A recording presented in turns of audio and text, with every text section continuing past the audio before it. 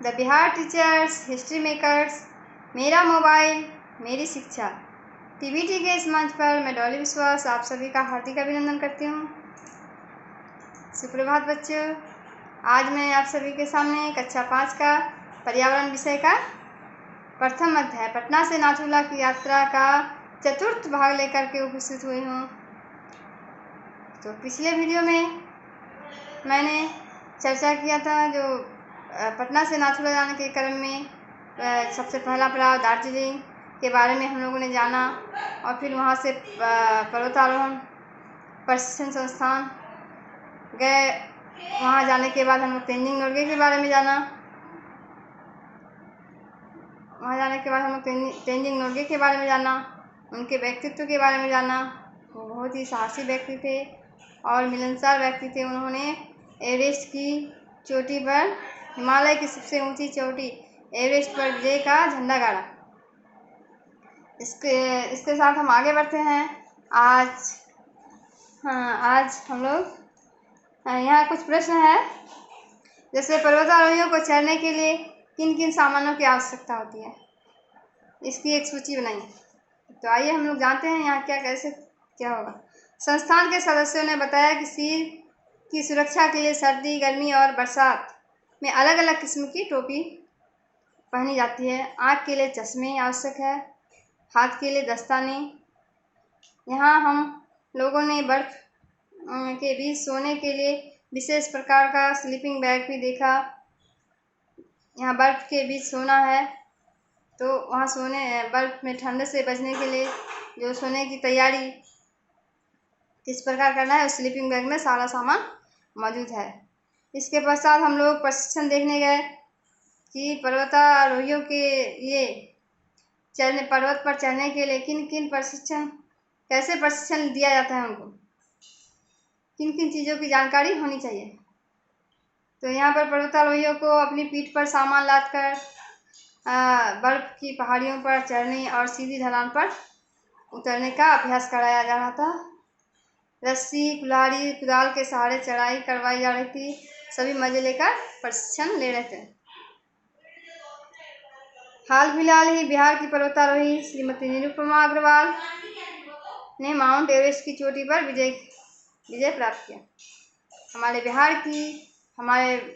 बिहार राज्य की श्रीमती निरुपमा अग्रवाल, वो भी माउंट एवरेस्ट की चोटी पर विजय का झंडा गाड़ा है, विजय प्राप्त किया है। पर्वतारोहियों को चढ़ने के लिए किन किन सामानों की आवश्यकता होती है, इसके बारे में हम लोगों ने जाना।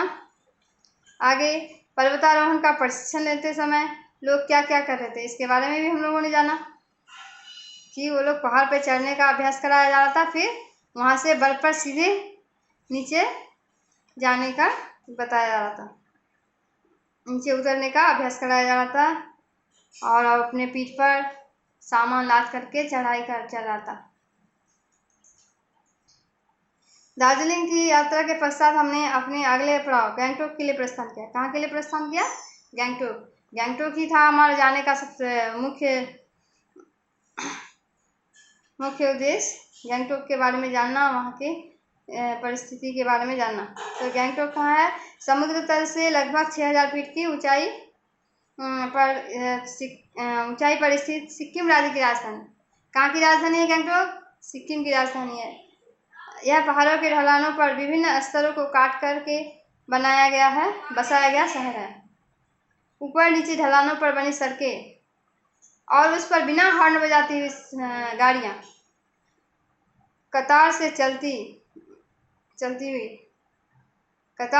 हुई गाड़ियाँ, मतलब वहाँ जो सड़कें हैं, वहाँ सड़कों पर गाड़ियाँ हॉर्न बजाते हुए नहीं चल रहे थे। वो लोग कतारबंद होकर, पंक्तिबद्ध होकर लाइन बाय लाइन जा रहे थे, जिससे कोई दुर्घटना भी नहीं घटती है। और हमारे यहाँ होती है क्या, ऐसे जो गाड़ी इधर से जा रहा है, हमको आगे जाना है, इस आगे बढ़ने की होड़ में दुर्घटनाएं घटती हैं। तो बच्चों, हम लोग कतारबंद होकर, अगर पंक्तिबद्ध होकर के चलेंगे भी, तो अगर हम लोग विद्यालय में भी क्या होता है, जब कुछ होता है तो हम लोग सबसे पहले जाने के लिए दौड़ते हैं आगे। ऐसा नहीं करना चाहिए, है कि नहीं? हम लोग अगर पंक्तिबद्ध होकर करेंगे तो कोई दुर्घटना भी नहीं होगी और काम आसानी से हो जाएगा। और उसके बाद शहर के अंदर कहीं गंदगी का नामो निशान नहीं। वहाँ पे जो शहर है सिक्किम गंगटोक शहर, वहाँ पर गंदगी नाम का कोई चीज़ ही नहीं था। हर जगह कूड़ेदान रखा हुआ था, सब कूड़ेदान में ही कूड़े कचरे फेंकते थे, मतलब जहाँ तहाँ गंदगी नहीं फैलाते। सभी दुकानों के आगे कचरे फेंकने के लिए डब्बे।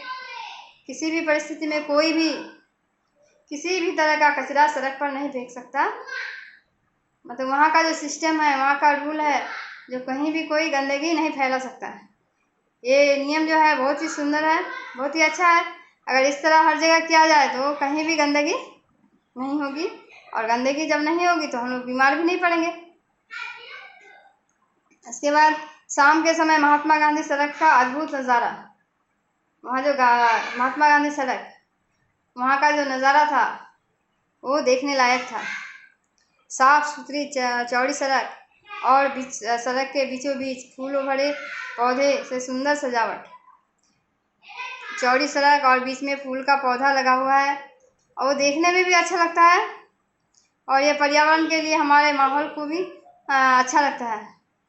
मतलब इस यहाँ पे मतलब वातावरण का अच्छा तालमेल होता है ना।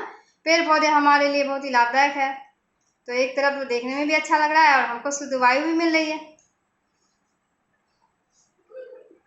उसके बाद आगे है दोनों तरफ सजी धजी दुकानें, सड़क के बीचों बीच लकड़ी, लोहे एवं पत्थरों से बने बेंच, जहाँ तहाँ मतलब बैठने के लिए बेंच बनाया हुआ है कि कोई आएंगे अगर थक जाएंगे तो बैठेंगे। तरह तरह के फूल के पौधों से सुसज्जित इस सड़क का दृश्य देखते ही बनता था। वहाँ सड़क जो था महात्मा गांधी सड़क, बहुत ही सुंदर, बहुत ही देखने लायक है। यहाँ सड़क के किनारे पगडंडियों पर लोग चलते हैं और कभी आराम करने के लिए सड़क के बीच की इस सुसज्जित जगह पर बैठ जाते हैं। तभी तो लगा कि हम अलग ही दुनिया में आ गए हैं।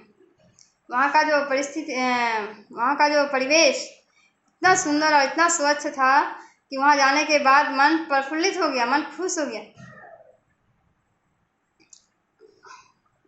हो गया और लगा कि हम लोग अलग दुनिया में आ गए।